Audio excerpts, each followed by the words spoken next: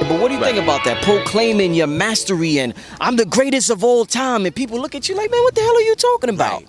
Okay, so I think that's it's a powerful quixotic that you post. So let's deal with Ali first. So Muhammad Ali was someone that is very, very rare. He was someone that I see him as someone that had a main line from that higher part of his knowingness that was singly downloaded into his body, so much to the point where he had to live up to the things that the storm in his brain that was telling him, you are the greatest, you will be the greatest of all time. He was told that from beyond, from his distant future. So it propelled him and drove him to do those. This is what a lot of people don't realize. Muhammad Ali worked very, very hard to grow into what his destiny was projecting to him.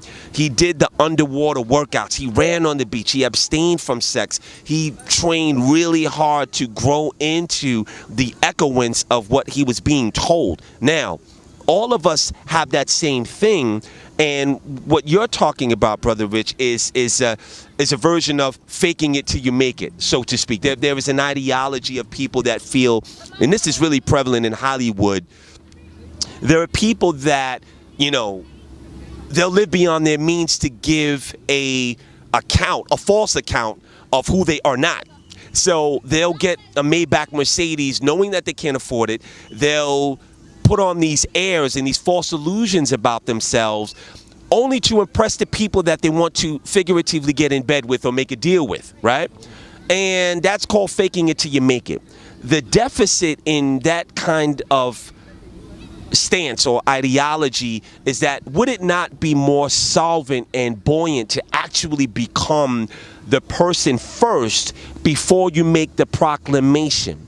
I think it's more expedient for someone to develop the acumen or the prowess or whatever it is that they're proclaiming and really be that, however long it takes, because then it's solid.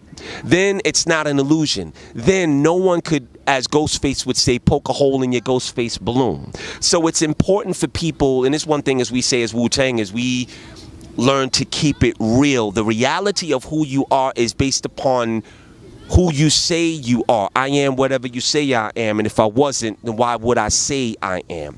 There are people that are proclaiming things that are not the reality, and this is what causes confusion. So I think it's important for people, and again, if you look at a Shaolin monk, they work years to learn how to move their body in a way and direct the forces of the chi, so much to the point where they could fight you without touching you.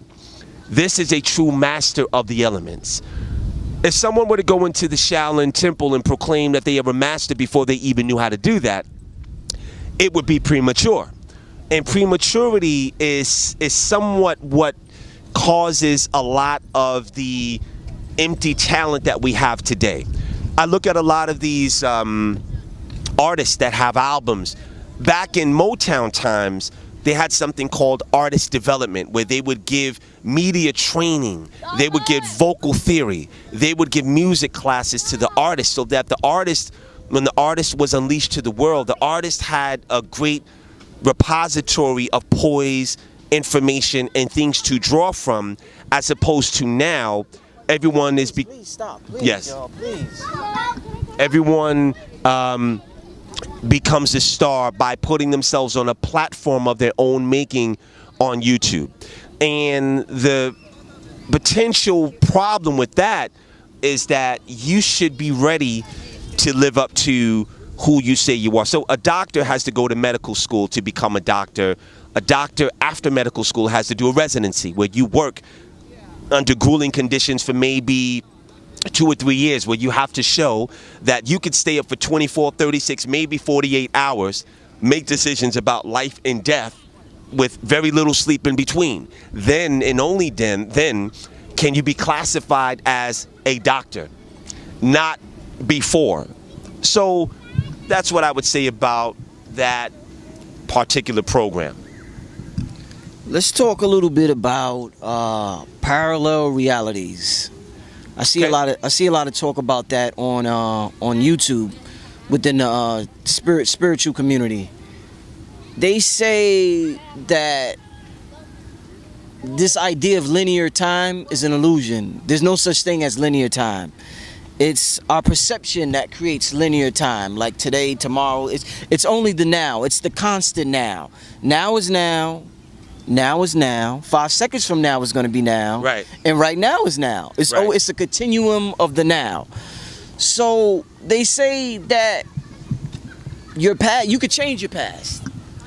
One of the biggest problems that we have in our community is that our past haunts us, man. We got some serious childhood issues, man. Some shit done happened to us, Gano, in our childhood, Yes. that we hold on to. Mm-hmm.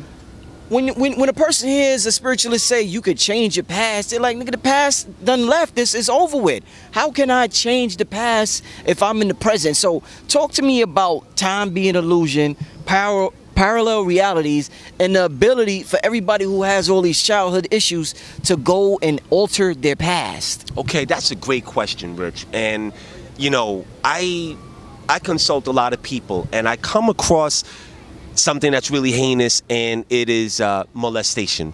I consult a lot of women that have been transgressed upon, and I talk them through it, and I give them different things that they can do that they can actually change their past. So let's deal with that first. You know, sexual abuse within the family, even in the close outer circle of the family, is more prevalent in our community and in our country than what is actually reported and known. So there are people that are walking around with that incident still playing in their consciousness, and it gives them low self-esteem. Exactly. It gives them the "I'm not good enough" recording that constantly plays in their consciousness. Yes, there is a way to go back and change it. So I would offer this freely to anyone who is watching, male or female, that has gone through something as egregious as, you know, it doesn't even have to be molestation. It could be maybe you got bullied in school and you got punked out a lot, and you're walking around with anger inside of you because you never dealt with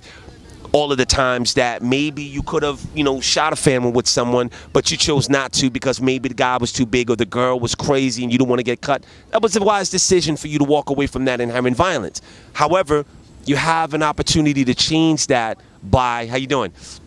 Going to meditation. If you have an altar, you can light a candle, sit in front of the altar, make sure your place is quiet. You can get a high frequency incense, and you could really go back to that moment in time. And I would say if it was a series of years, go back to the 3 most egregious ones. Let's deal with those first and get those very clear in your mind. Light the incense, light the candle, sit in front of your altar. If you don't have an altar, that's fine. Just sit in meditation. Make sure your environment and the frequency of your environment is pristine. If you have sage or Palo Santo, use it. If you have frankincense and myrrh, use that. Go back in time, meditate for 10 minutes, breathe in through the nose, out through your mouth. Make sure your back is straight and that you are not lying down, because there's a Kundalini aspect that has to come into the electricity of what you are about to do with changing the formation of your past. And the way that you do that is to sit like this, and you can go back and create a movie screen on your mind's eye and change what happened. Change it to the desired outcome. Go back to when your uncle came in and closed the door.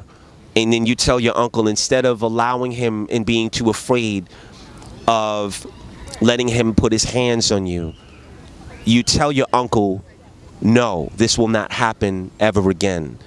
And this actually never did happen.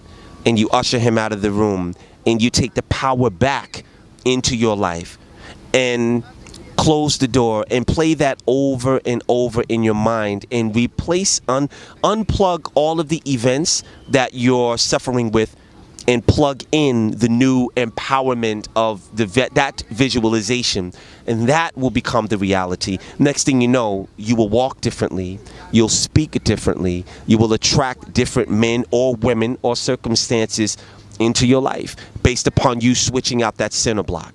That's one of the ways that you can do it. Now let's talk about parallel realities, which is the former part of your question.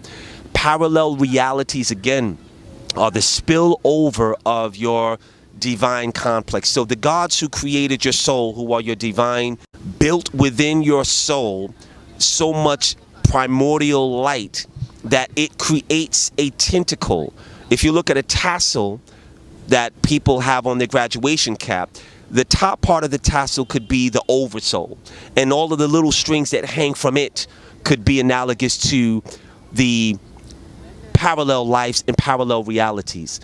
I would challenge all of you to say that if some of you have been in meditation or you feel yourself falling asleep, you could actually see yourself somewhere else, in a park or running down the block, or dealing with the children that you don't have on this dimensional reality, and that is your or one of your parallel lives.